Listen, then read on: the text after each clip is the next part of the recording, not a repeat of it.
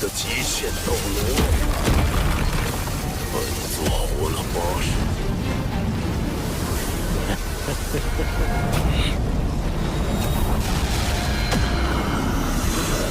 也是龙皇，夺下10位，死在本尊。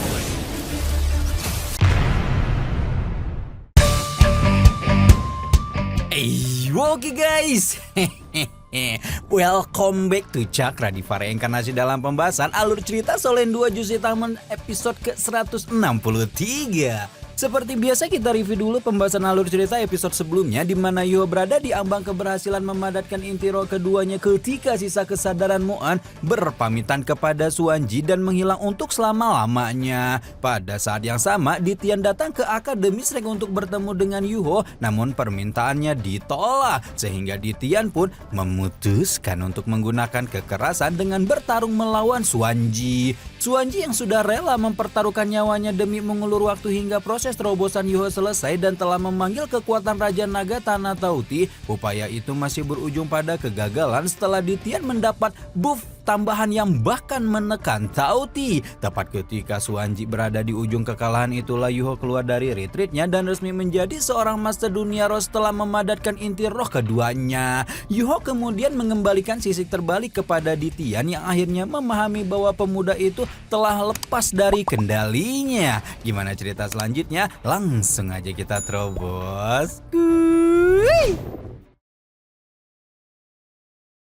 Ditian menghancurkan sisik terbalik dengan senyuman kecil di wajahnya sebelum berkata akan menguji sejauh mana kekuatan Yuho sebagai Master Dunia Roh secara pribadi. Sementara Yuho dan Ditian adu-aduan aura Master Dunia Roh dengan dua inti roh Yin dan Yang, Juzi menyimpan tatapan rumit di matanya setelah menyadari bahwa pemuda yang selalu menempati sudut hatinya itu ternyata memang ada di kota Shrek. Meski demikian, Juji segera mengendalikan dirinya karena dia masih perlu menindaklanjuti rencana penyerangan Ditian yang sebelumnya telah didiskusikan dengan Zhongliwu. Zhongliwu sudah begitu antusias ketika memikirkan akan mendapatkan tubuh fisik sang dewa binatang dan meminta izin untuk mempersiapkan diri lebih dulu bersama antek-antek dajalnya. Sebelum Zhongliwu pergi, Juji memerintahkan rombongan para pemuja Kekaisaran Ryu untuk turut membantu ketua Sekte Roh Kudus itu mengalahkan Ditian dan membuat para pemuja auto bertinyi-tinyi apakah mereka benar-benar harus membantu Sekte Roh Kudus yang jelas-jelas juga hanya memanfaatkan Kekaisaran Ryu itu. Juji hanya menyunggingkan senyuman kecil di wajahnya sebelum dengan julid berkata bahwa semua kekesalan mereka akan terbalaskan selama Zhongliwu benar-benar mampu mengalahkan Ditian. Sementara Juji dan Zhongliwu merencanakan entah apa di bawah sana, Ditian justru dibuat terkejut setelah melihat bagaimana Yuho yang baru mencapai level 90 mampu menyegel kekuatan ruang bahkan membalikkan kekuatan es ekstrim kepadanya.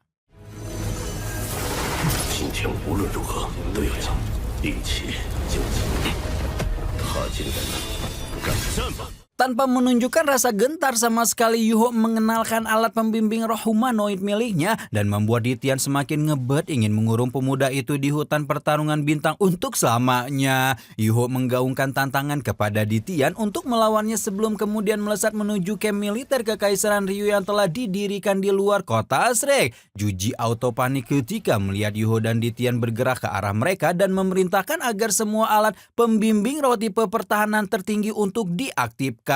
Namun sekalipun alat pembimbing roh pertahanan tingkat tinggi telah diaktifkan, semua tabir pelindung itu tidak mampu sama sekali membendung kekuatan limit Doluo terkuat di seluruh benua seperti Ditian. Yuho melintasi jalur meriam jiwa Kekaisaran Ryu dan membuat ratusan meriam ditembakkan bebarengan ke arah Ditian dalam satu kedipan mata. Sayangnya lagi-lagi alat pembimbing roh tingkat tinggi itu sama sekali tidak menimbulkan banyak kerugian bagi Ditian, malah semuanya dihancurkan hanya dengan satu ledakan kekuatan roh milik sang pemimpin hutan pertarungan bintang itu. Seorang pemuja menggerakkan alat pembimbing roh humanoid raksasa untuk menghentikan Ditian, namun masih tidak ada satupun di antara alat pembimbing roh roh itu yang mampu melarikan diri atas penindasan tanpa henti. Tidak menunggu lama sampai camp militer Kekaisaran Ryu berubah menjadi lautan api, dan karena sudah tidak ada yang bisa dijadikan ban serep, Yuho pun tidak punya pilihan kecuali menyerang di Tian secara langsung.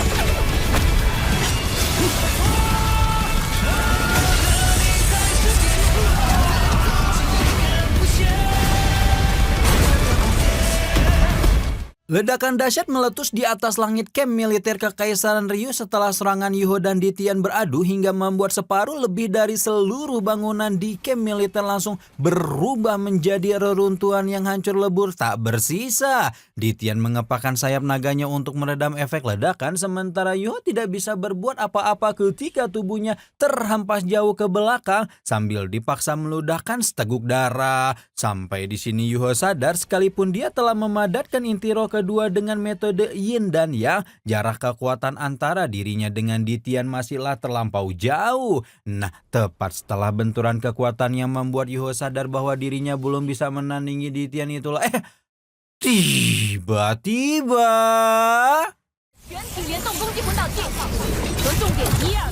tiba-tiba saja rombongan Master Roh tingkat tinggi yang dipimpin oleh Juji menyerbu keluar dari camp militer Kekaisaran Ryu sebelum kemudian melepaskan serangan beruntun ke arah Ditian. Tujuan mereka sudah jelas ingin menaklukkan sang dewa binatang buas, dan oleh karena itulah Yuho memilih untuk bersantai sejenak menikmati tontonan menarik ini sambil memulihkan diri dari efek sambil meledakan sebelumnya. Yuho bersantai sambil tersenyum kekecil, seolah pemilik mata Ashura itu memang sudah menduga apa yang akan dilakukan oleh Kekaisaran Ryu. Tidak hanya Juji yang sekarang keluar, namun juga rombongan Antek Dajjal Sekte Roh Kudus yang keluar bersama dengan Zhongliwu dalam balutan armor perangnya. Puluhan meriam pembimbing roh tertinggi ditembakkan ke arah Ditian, namun hal itu sama saja menjadi angin lalu bagi sang limit Doluo yang sama sekali tidak membutuhkan banyak tenaga untuk menghalaunya. Luan Peng sebagai pengawal pribadi Juji juga segera mengambil tindakan dan menggunakan kekuatan Phoenix apinya untuk membakar tubuh Ditian. Namun sayang seribu sayang, serangan Luan Peng juga sama sekali tidak menimbulkan kerugian untuk Ditian, sampai kemudian Juji memimpin aktivasi meriam jiwa yang lebih tinggi, dan kali ini berhasil membuat sang dewa binatang buas itu mengerinyitkan dahinya karena tidak menyangka bahwa teknologi umat manusia sudah begitu menjadi mengerikan.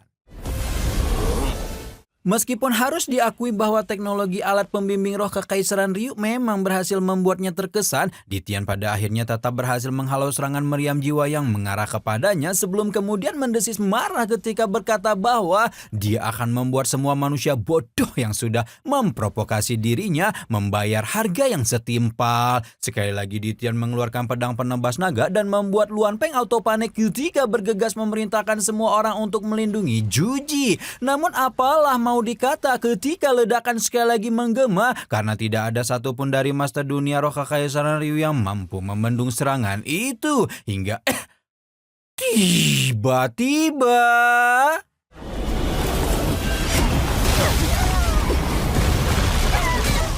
tiba-tiba saja segel lautan darah yang dirapal oleh Zhongliwu dan kawan-kawan sudah mengunci ruang di sekitar Ditian, di mana meskipun segel ruang Sekte Roh Kudus itu masih berada di bawah penguasaan segel ruang Ditian, namun masih berhasil menyumbat akses keluar masuk dengan cara yang begitu aneh. Kali ini Ditian merasa cukup terganggu karena banyak manusia bodoh yang terus mengganggunya, hingga kemudian tidak mau menunda waktu pertarungan lebih lama dengan mengayunkan pedang penebas naga dan membuat segel lautan darah hancur lebur. Tidak hanya segel lautan darah yang hancur, Ditian juga meluluhlantahkan meriam jiwa tertinggi yang terus menembakkan pilar energi dan berpikir bahwa pertarungan ini akan segera berakhir. Tapi ternyata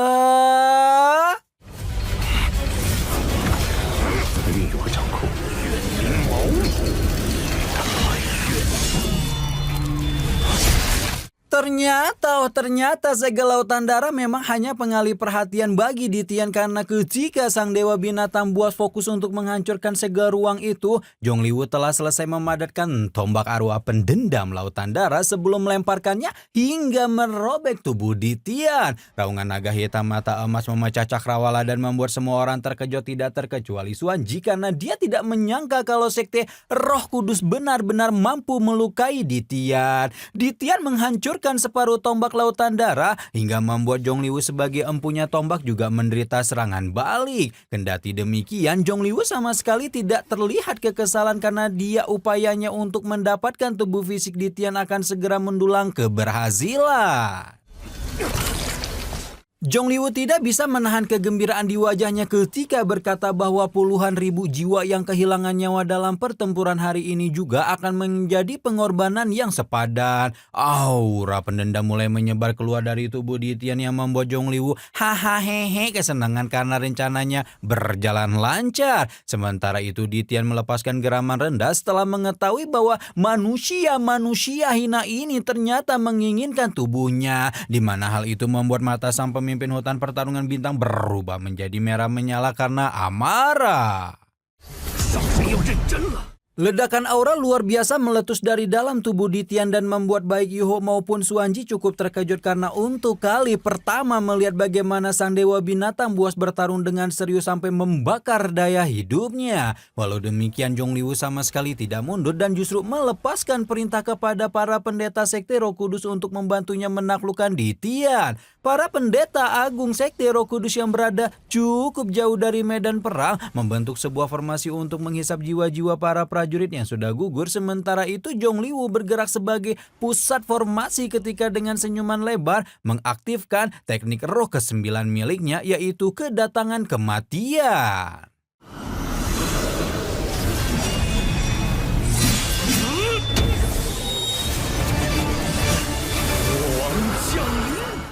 Sosok menyerupai dewa kematian melesat keluar dari dalam formasi di mana sosok itu tidak salah lagi melepaskan aura yang tidak kalah mengerikan dibandingkan dengan menara dewa kematian yang pernah Yuho lihat. Meski demikian Yuho yakin Ditian tidak akan diam saja menunggu aja, di mana Monstro yang sudah hidup lebih dari 800.000 tahun itu memang memadatkan lebih banyak kekuatan roh di dalam dirinya untuk bertarung habis-habisan melawan Zhongliwu. Sementara itu lawan yang dimaksud sama sekali tidak menunjukkan gentar meski harus melawan limit Doluo terkuat di dunia, sebelum kemudian dengan ekspresi semakin gila berkata bahwa dia sudah menghabisi cukup banyak limit Doluo dalam hidupnya.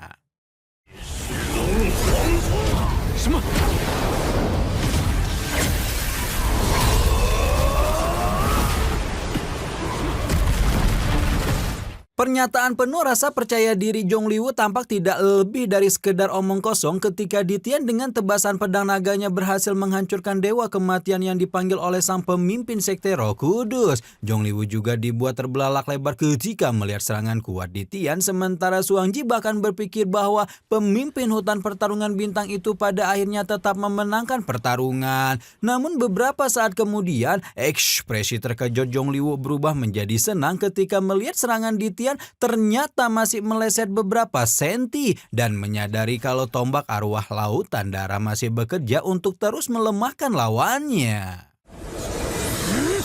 Momentum ini tidak disia-siakan sama sekali oleh Zhongliwu ketika sekali lagi bergabung dengan formasi dan meminta seluruh pendeta agung sekte Roh Kudus untuk bersama-sama mengurung sang dewa binatang. Tidak lama setelahnya formasi kembali aktif dan melepaskan rantai-rantai jiwa pendendam yang langsung mengunci tubuh Ditian sampai tidak bisa bergerak sama sekali. Zhongliwu tertawa puas berpikir bahwa rencananya akan segera berhasil. Sementara itu Yuho merasakan penasaran dengan kekuatan tombak lautan darah yang kok rasanya terlalu OP sehingga memutuskan untuk memeriksa seluk-beluk teknik misterius sekte Roh Kudus itu dengan mata ungu ekstrim miliknya. Yuho dibuat terkejut ketika kemudian menemukan bahwa tombak lautan darah sebenarnya adalah mata formasi yang menjadi rahasia bagaimana Sekte Roh Kudus mampu menggerakkan formasi sebegitu mengerikannya. Yuho pun memutuskan untuk mempelajari formasi tersebut karena formasi lautan darah bisa dibilang salah satu teknik berbahaya Sekte Roh Kudus dan dia memang harus mencari cara untuk memecahkannya. Setelah beberapa lama mengulik-ngulik formasi lautan darah dengan mata spiritual, Yuho pun menemukan bahwa teknik rahasia Sekte Roh Kudus itu menggunakan arwah dendam sebagai perantara dan melukai Zhongliu yang merupakan titik resonansi formasi akan menghancurkan semuanya. 就能破全局，伤害都会被12人分担。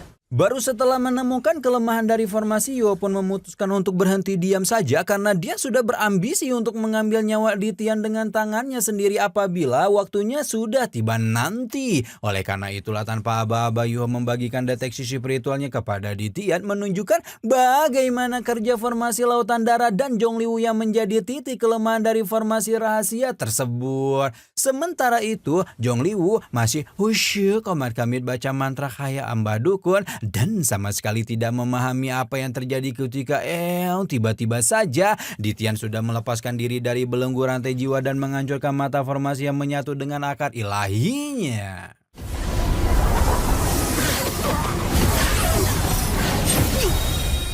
Dan benar saja hanya dalam sekali serangan Di Tian berhasil menghancurkan formasi lautan darah melalui Zhongliu sebelum kemudian berkedip menghilang setelah sebelumnya berkata akan mengingat permasalahannya hari ini dengan Yuho. Zhongliu yang merasa sudah selangkah lagi untuk menaklukkan Di Tian jelas tidak mau diam saja melihat buruannya pergi begitu saja dan langsung memerintahkan semua antek-antek Dajjal Sekte Roh Kudus untuk ikut mengejar ke hutan pertarungan bintang. Juji tersenyum puas ketika melihat Zhongliu memburu Di Tian sampai hutan pertarungan bintang, sementara Yuho langsung melirik kecil pada seniornya seolah menyadari bahwa sang permaisuri matahari bulan telah menyimpan rencana besar dalam benaknya. Edian, wah kenapa ya gelagat Mbak Juji kayak aneh banget. Apa benar nih pertarungan Di Tian dan Zhongliu sebenarnya adalah sesuatu yang dia rencanakan? Terus bagaimana nih kira-kira hasil dari pertarungan antara Di Tian dengan Zhongliu? Nantikan terus pembahasannya hanya di Cakra Diva Reinkarnasi. Rama di sini pamit, bye bye.